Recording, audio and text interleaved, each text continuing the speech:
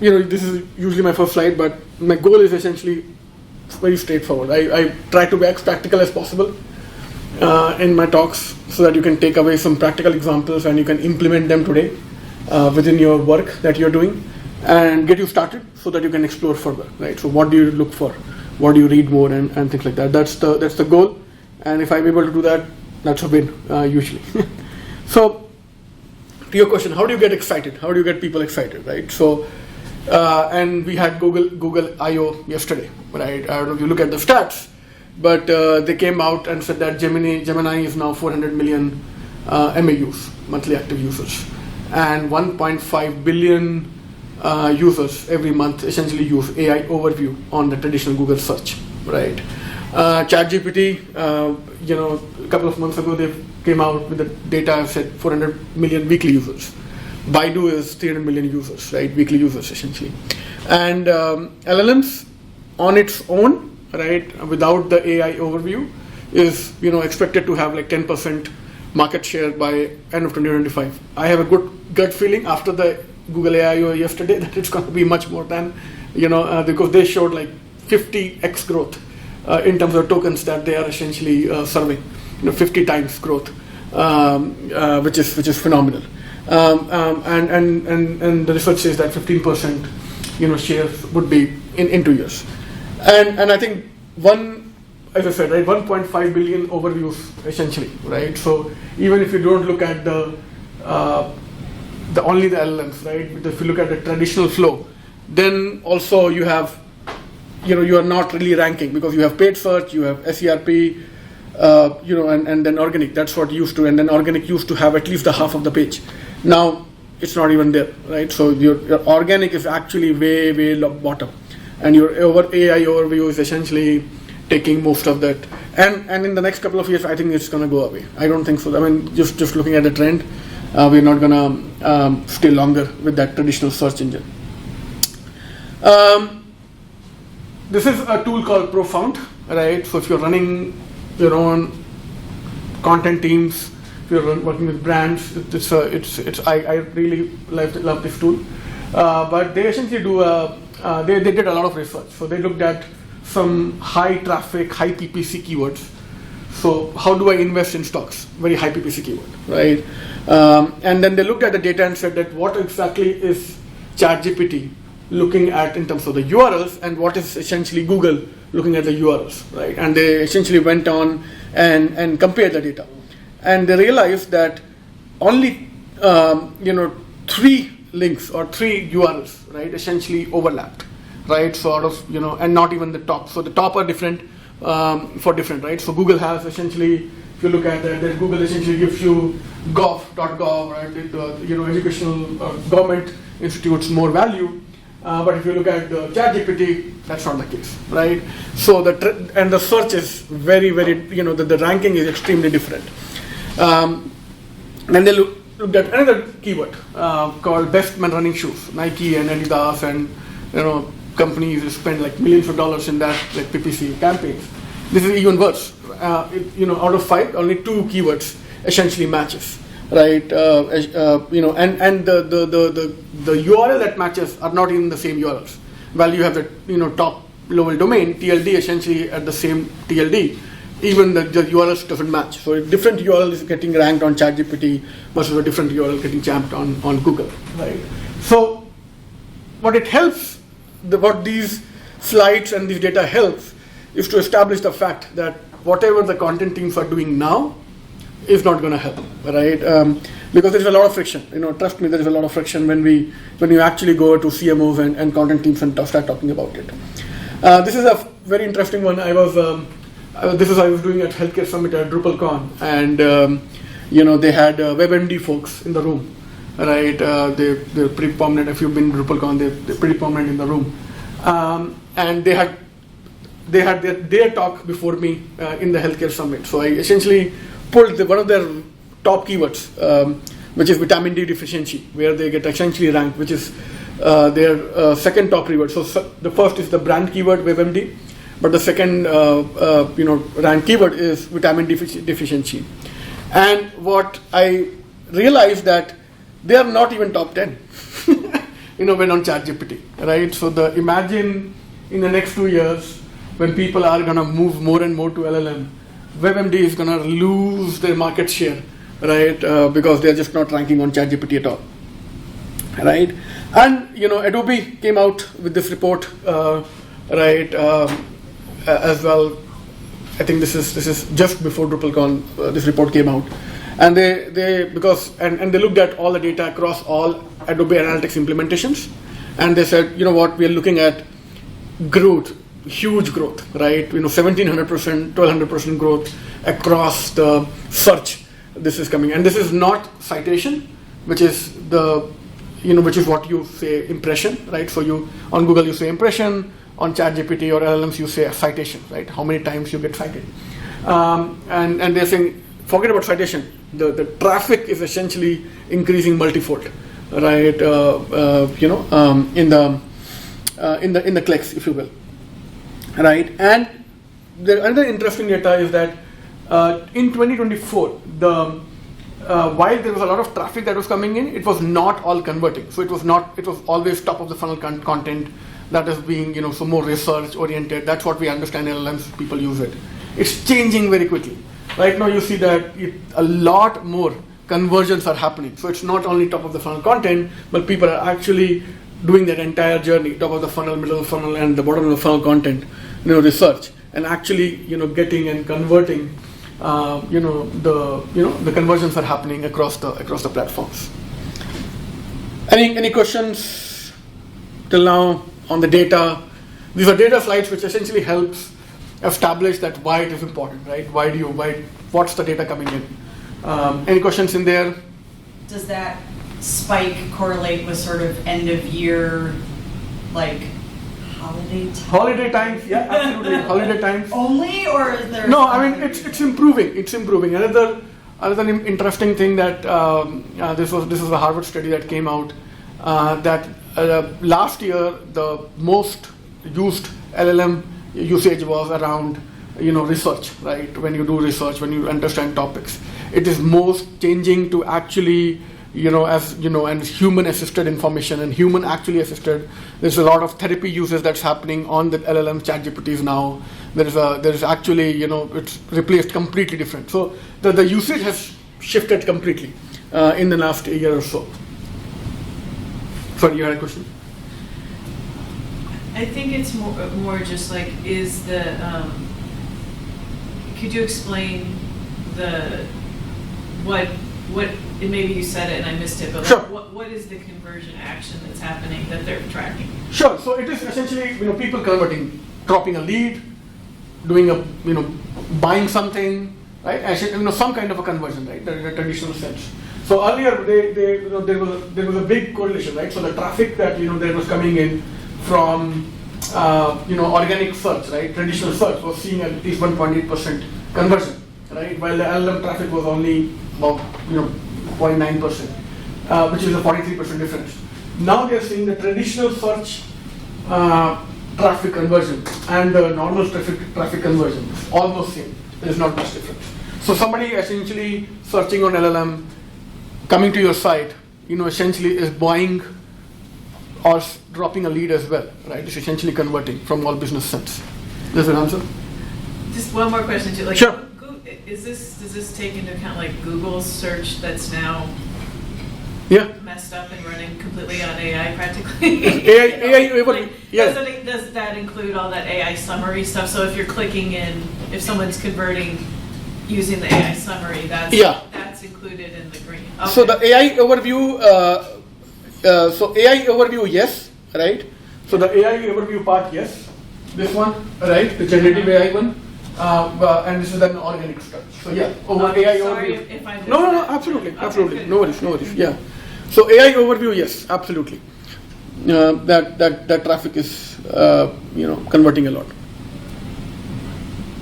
Any questions of any of the slides? One of the slides that you missed was this one, which essentially talked about the amount of traffic that was coming in across the platforms. Moving on. Awesome. So what's changing, right? So a lot of focus across all this time, all these years, for almost 2 decades, was around content, right?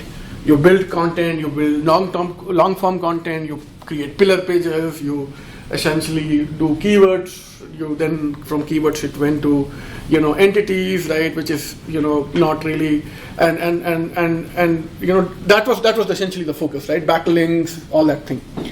And what is changing big time, and we are seeing that where LLMs are ranking better is when they have the entire context of that content in that particular page, right? So if you're writing a huge long 4,000 words key article, right, which used to be a gold thing in like 4, 5 years, 6 years ago, it's actually useless in the age of LLM, right? Because it really confuses the LLM completely. So if you actually give the entire context, and I'll give you an example. If you give the entire context of the topic or the thing that you want to communicate to the user or the reader, then the LLM has a much better chance to essentially rank than writing a huge article about one small part of the topic and then doing backlinking from that article to another places. That actually paralyzes if you're looking at ranking in LLMs. So this is I'm sure you would have seen ramp ads. They're usually in subways at New York. I'm from New York, so but I don't know if you have seen that in Chicago. But Ramp is essentially a fintech startup, and they do B2B processing, payroll processing, and things like that. And they essentially looked at their data and they said, okay, in terms of the accounts payable, right, keyword, right, we are not really ranking, we are not getting traffic on the ChatGPT from LLMs, right? And they said, okay, let us create some pages, which is essentially concise pages around account payable. So they had pricing on that same page. They had the information about the product of account payable in a very concise manner in that particular page. They had the reviews on that same page, right? They had the comparison to the competitions or to the competitors in that particular page.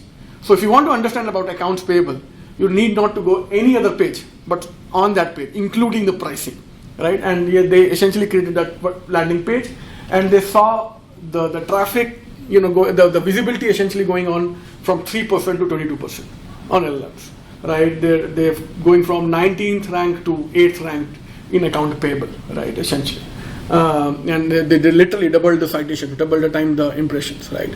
And this is a very good. They had. It's a very good example, right, of what LLMs are looking at, right? LLMs, so backlinks was very, very useful for humans, right?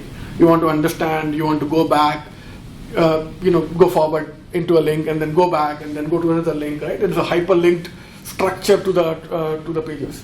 Unfortunately, it's not helping LLMs, right? Because LLMs are essentially looking at understanding the content of that particular page, right? If the entire context is not that page, they are just not bucketing you in that influential, saying that, okay, if a consumer wants to understand something, this information is going to give him everything that they want. It's what their goal is.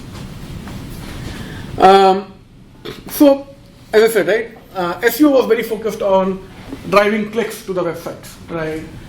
They were focused on content indexing, right? You created more and more content around the topics that you wanted to rank on, right? Right? It was very high verbosity, right? You wrote a lot. It was very visual, right? It had a complex, information architecture, hyperlinked, as I said, right? Maintaining relationships. In what we're calling AEO, answer engine optimization, the goal is essentially changing from driving clicks to the website to essentially present concise information without the source, right?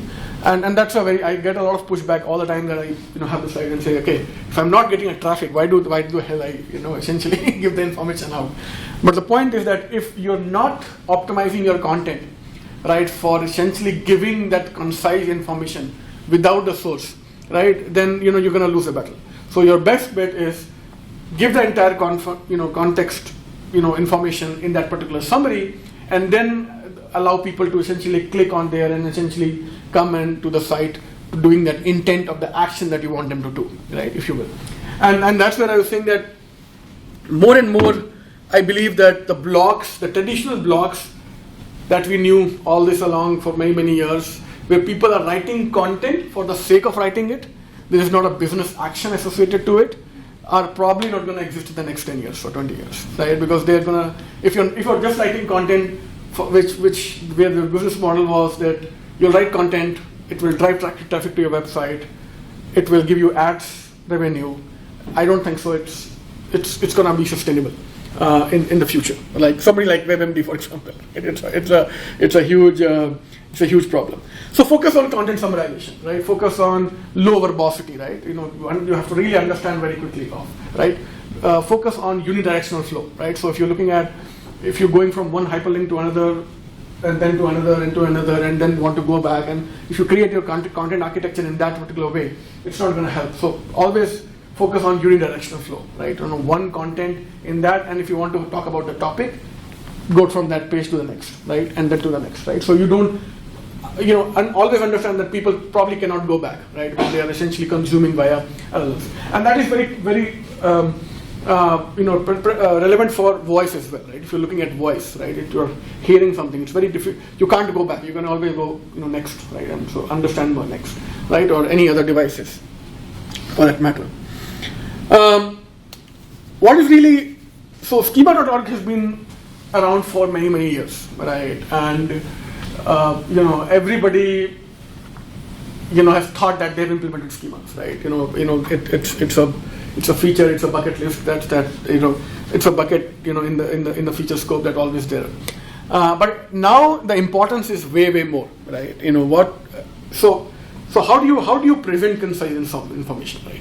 The way to do is that to essentially have a structured, information which encompasses all the schema properties, right? That the particular schema essentially relies.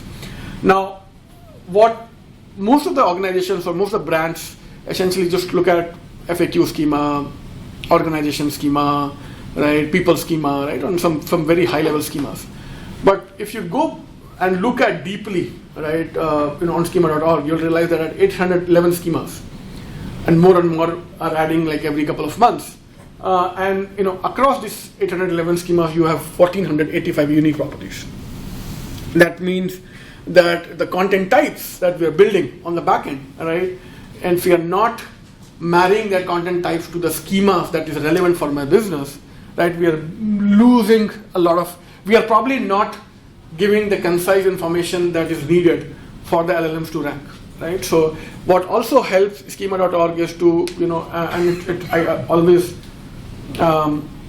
suggest people to go back, at least do this, if not anything else, in this talk, is to go back, spend like 30 minutes on schema.org, find schemas that is relevant to your business, and just try and say that, hey, out of all these properties on these schemas, how many of them are in my content type in the backend, right? How many fields do I have in the content type, right?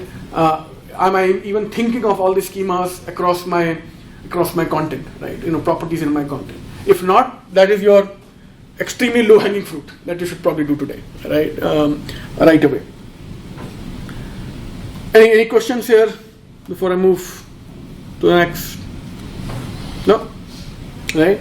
Again, because this was a healthcare summit, and I said, there were healthcare people. I'm sure, and everybody would have thought that they've done schemas, right? And I asked, they said, no, we have done schemas. And I said, okay, have you done medical study schema? Have you done medical therapy schema? Have you done medical trial schema? Right? Have you done drug schema? Right? Right? So it shows that people who are actually have professional teams and are actually working on the schemas, right? Don't even realize that they are not even touching the relevant schema, right? The top schema that they should probably thinking of as well. So that's one example, right? And there are much more. You can actually use LLMs to just give URL to the LLM, to the ChatGPT, and say just what are my 50 schema that I should at least look at, right? And it will give you the data. Another thing that has come out, this actually released last year in, I believe, August, September, and it's getting traction now. Somebody actually made a Drupal.org module as well. I think a couple of weeks ago. It's called LLMs.txt. So it is very much like robot.txt, right? So robot.txt tells search engines that what pages to index and what pages not to index, right? That's what we've been used robot.txt all these years. So what LLMs.txt does is that it tells LLMs that what pages should be indexed for what context, right? So it helps LLM understand the context of each pages, if you will, right? It started as everything else. It started more with the technical, documentations and tech stacks, right?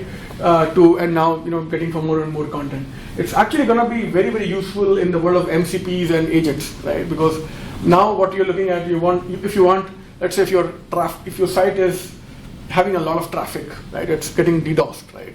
Bombarded, and you have essentially agents managing your DevOps or managing your infrastructure, right? You want it to find the right, if you want to write the Cloudflare API, implement it, and use the DDoS attack, right? Or reduce the DDoS attack.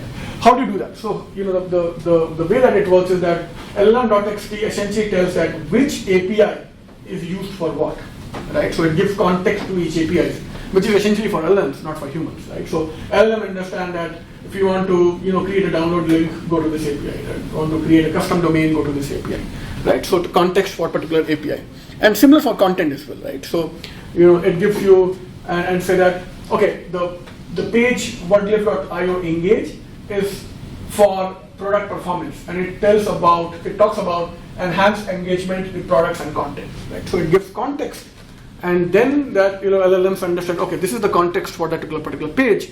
Let me just when I read that, or when I understand that particular content, let me marry it to that particular context, and so that they can present it to the users when they are searching. Any questions on LLMO or schemas in general? The only question I have about the last slide you had up is why were there creates followed by deletes in that text file, in the LLMS.txt file? So there were lines that referred to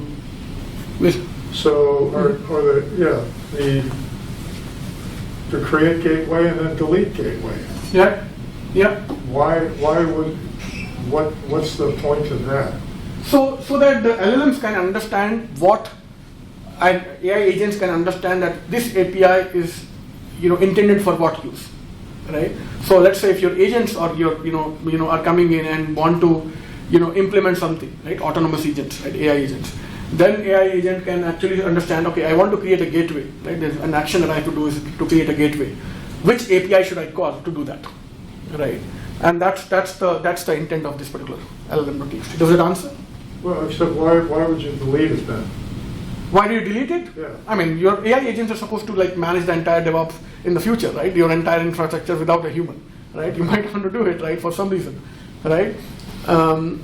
We don't know, right? I mean, I think the intent is you give context to at least every API, right? If you don't, right, then your competitor will come in and they give you context to the API, right? Now, when AI agents are going out and they're trying to understand which product they should essentially use, they would look at the product which gives them the entire context, right, of across all the APIs, so that they can use their APIs in the right way, in the right scenario, in it, right? Now, do you need to put some governance so that somebody cannot delete, or a AI agent cannot delete? Sure, why not, right? I mean, then you can put the governance in that sense. But right now, I mean, the idea is to give context so that at least the LLMs understand which API is for what. Does that answer? Okay. Yeah, well, once you've set it up, to have the LLM look at it and understand it, I don't understand why you would tell it to delete. Sure. I mean, you can have the governance, right? I mean, you can have the governance in places and things like that, right? To have a manual check and stuff like it, right? For sure, right? But I'm saying that right now, at least the goal is to allow agents to understand the API structures in this way. Yeah. Any more questions? No? And so, but the other question I have is that it looked like all of those are all text files that you would have to include Yeah. in the website. Exactly. Yeah. It's like robot.txt. It's like robot.txt, right? It just sits at your top level domain and allows just gives the information to the indexing engines. Except that for a lot of robots, text files, it's to keep harmful bots off your website. Right. know. Yeah. So it's kind of the opposite. Yeah. I mean, if you see, LLMs are coming and indexing your site anyway, right? Right. If either you can allow them to index whatever they want, they understand to index, or you give them a nudge to index the right way, right? Or you can block ChatGPT and other. People seen, I've seen many instances where people have seen like massive traffic coming in on the sites because of these LLMs, and they've decided to block it. Not LLM, but the indexed agents, and they've decided to block it. You can do that, right? That's not a problem. Yeah. But it's like, do I need SEMrush to be hitting my website all the time? Exactly. I don't care about the backlinks. Exactly. They report to somebody else. Exactly. So yeah, you can block it. Right? You can block it and all this thing. But this is not that. The intention is to essentially, yes, you want them to index, and you are trying to tell them what to index for, essentially. Okay. Awesome. So another interesting. This is a research. If you're interested in this topic, definitely look at this particular. And again, slides would be up. And just like up for Drupal launch and everything as well. But there's a very interesting research that happened, and they looked at thousands and thousands of queries or which are coming in, and they said, okay, look at what kind of a content is essentially ranking, right?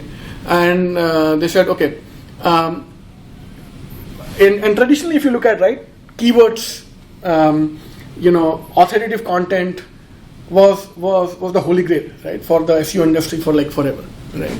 But it's not actually helping. So unique words, authoritative is actually in the bottom. What is really LLMs are ranking on is essentially quotes, direct quotes, right? So if you have a brand and there are reviews happening, right, across other platforms, and you should bring that reviews on your site. You should look at if somebody is talking about your there's a press release happening, or there is a person, a celebrity who talked about your particular brand or your product. Bring that on your website. Include that as a quotation, right? That quotes are essentially the top ranking, or the top signal for LLMs to essentially rank your content. Statistics is another one. Facts, right? Numbers, comparison, right? Right, to other things, right? Statistics that it gives me 10% increase to ROI, right? Things like factual statistics is very useful. And then fluency, right? Extremely concise information, right? If you're extremely being verbose, right, it's harming you. If you are extremely fluent, on to the point, talking about what exactly you need to convey, it's actually ranking higher. And this is very unlikely to what we have known all these years around authoritative content, unique words, keywords, and all that thing. It's a very interesting. It's like a 7-8 pages report, extremely technical, but very, very useful if you want to understand this more. So again, I've talked about all this thing anyway, but one important piece is that to move away from keywords to entities, right? So the way that LLMs even index the content is that they would look at a dog and a cat and bucket it into an animal, right? From an entity point of view, right? So if you have a chair and a table, right? And if you're selling a chair and a table, and if you're writing a different content for chair and different content for table, right? Try and bucket it around entities of a furniture, right? Essentially, right? Think of more of entities, right? More and more, and write conversational, right? For some, for essentially as you're talking to people. Optimize for long tail keywords, right? It's a no-brainer, right? Research and understand what people are, looking at, asking who, where, how, as well. So I have a quick question for you. You said in a previous slide, optimize headings. So are we saying that LLMs and AI agents will actually put more weight on something with an H1 or an H2 heading Harry, it's AI. So Google is still, so in terms of AI overviews, sorry, and the SERP, Google is still ranking that much a lot, right? So not the intent of the slide is that okay, if you want to like just take some takeaways, right? So basic takeaways, right? What you should, how you should create a checklist for the SEO. These are the basic things. Make sure that your H1, your what you want to rank around the long tail keyword is around your H1, H2, H3, right? It's, so the basics of the SEO. I mean, it has always been the SEO as well. It's not new in the AU, but right. Yeah, you just. So, I mean, but then that should. How does that connect to the schemas? It doesn't, right? It's so there are three levels of optimization, right? So one, you're doing optimization on the URL level, where you with the LLM.txt you are essentially giving the URLs a context so that LLM can understand, right? Then you have the content structure of the particular page, right, or the content type, right, the type of content, where you are giving a structure to that particular content type and saying that okay, this is the structure of around schemas for that particular content. And then in that content, how do you optimize? Is essentially this, right? So that's the like three level of page level, structure level, and then the content level schemas. Okay. Yeah. These are some tools, right? As I said, Profound is my favorite one. Again, startup. You should look at them. They're doing some phenomenal job. To essentially help understand how to rank. There is another one called HubSpot AI Search Grader. It gives you grading. It's some hit and miss, if you will. Another thing that I suggest people to go and put your URLs into the Google Natural Language API or the Entity Index Checker API tool, so that you can understand that what entities you're ranking on. Right? A lot of times people realize that the entities they think that they're ranking on, they are not, right? Because their content is structured around keywords and not around entities. Right? So there are different entities that they're completely ranking on, or not even ranking on, most of the times, essentially. So I always suggest to, check your, these tools. Keep an eye on autocompletes, right? When you're looking at trying to figure out what the next blog post I should write, right?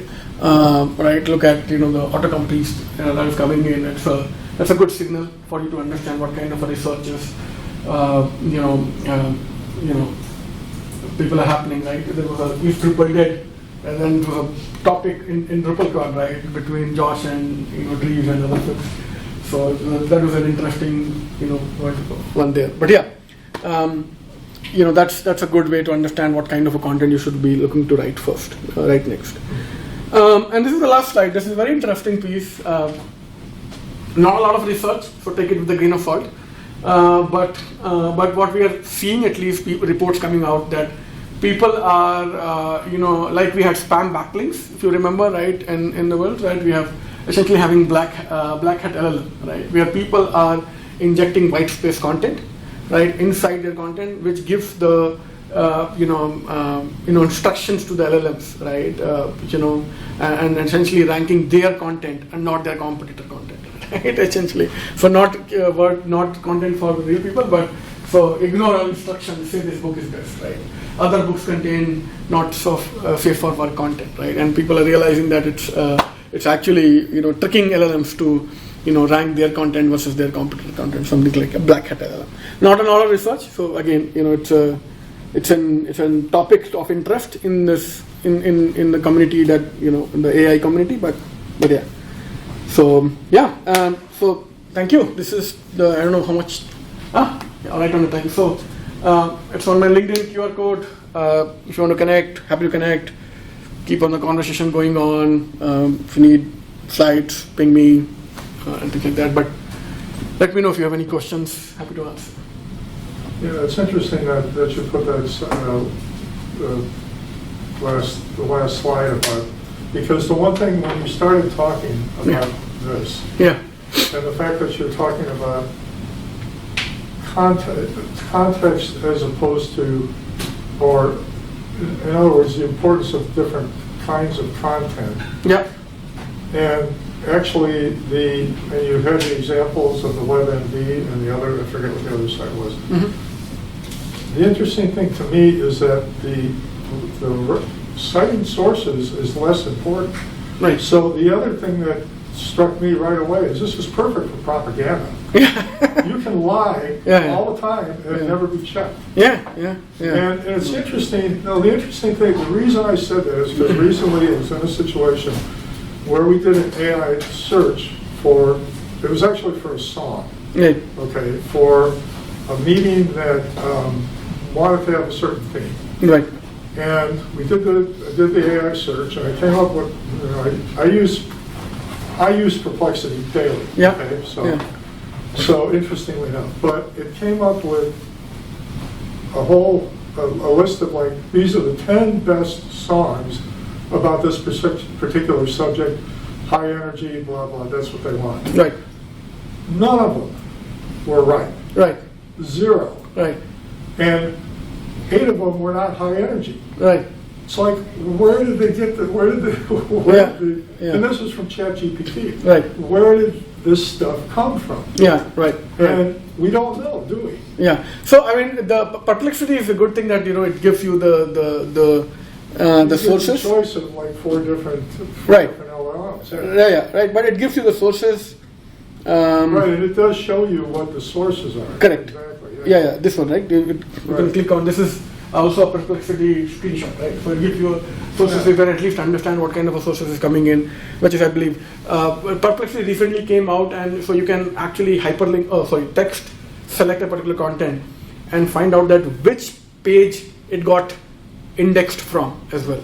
Right. So Perplexity is doing a good job in doing that. But yeah, you are right. I mean, and that's where the one big concern, at least the community has, is that, as I said, right, the blog posts or the people who are writing content for the sake of writing is actually gonna die, right? Because now, unless and until you have a motive of writing a content, right? You either have a propaganda motive or you have a business motive.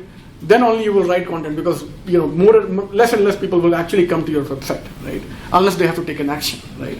So either you are essentially writing content for influencing people in a specific way, right, and don't care that people come to the website, or you are essentially writing content, which you want to essentially, talk about your brand, so that they can essentially either search for you or click from that particular, response and come to your website. These are the only 2 kind of content that would survive. Right? Everything will die. Right? So, let's see. That begs the question then, if the things that are better structured are what are going to rise to the top of the AI searches. Right. And for instance, when you just look at the results from, I hardly use Google myself, but in any of the search engines now, you do see the AI summary at the top. They don't give any sources. The AI overviews don't. And it's like, how do you you're trusting that this is actually accurate, but it may not be. It's going to change. I think Perplexity did a good job to start it. I think ChatGPT is doing some level of it, not to all the level. It will change. It will. You will see more and more, transparent coming in, right? For sure, right? It's not going to stay that way, right? For sure. Well, that's one of the thing that I do like about Perplexity is it does. And even when you tell it to do deep research on ChatGPT. The reasoning. As it does it actually gives you the source. DeepSeek was on behind of the Sonar module, the Sonar model essentially. They used the DeepSeek. They essentially used DeepSeek to essentially build out the Sonar module, right? Model. So and the reasoning model is great, right? Because it gives you the entire thinking, the reasoning that's happening. Absolutely. But that's, if you don't have that.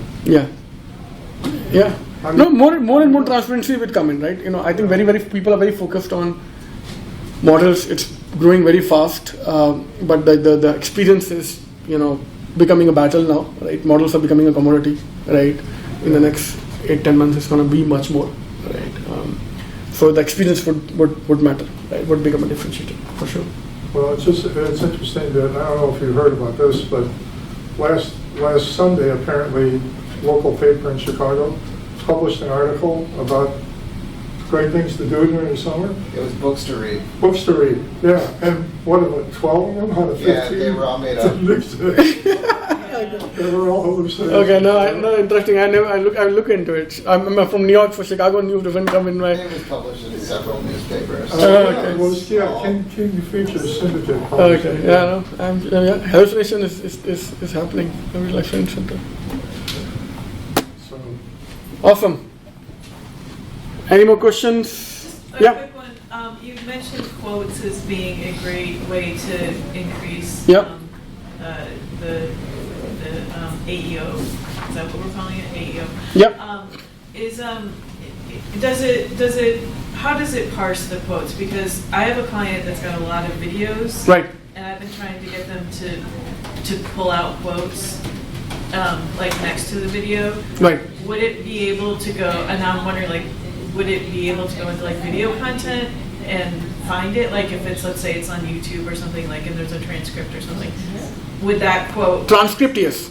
a transcript, if it was available with it, it would, but within a video, no. No, within a video, no, not right now. I don't think so. Yeah. Not right now. But like no. just a quote, it doesn't matter the way it's formatted, as long as it relates to exactly. I mean, you usually put in like quotes and a little Yeah. italic and with a name, right? You don't really need to do hyperlinks or something like that. LLMs would understand, right, about who that person is, and they're able to do that. That usually the hyperlink doesn't matter. Just a simple, straightforward text quote, right, Yeah. with the person, showing that there is a relevance coming in. Yeah. Okay, great. Thank you. that's a really good point, because so much stuff now is video anyway. And I just put up a website for a client Yeah. that the whole homepage, I mean, he's in video production. Right. The whole homepage is video. It's videos. Yeah. And I mean, there's yeah. almost any host of AI who could ever find it. Yeah. You know? Yeah.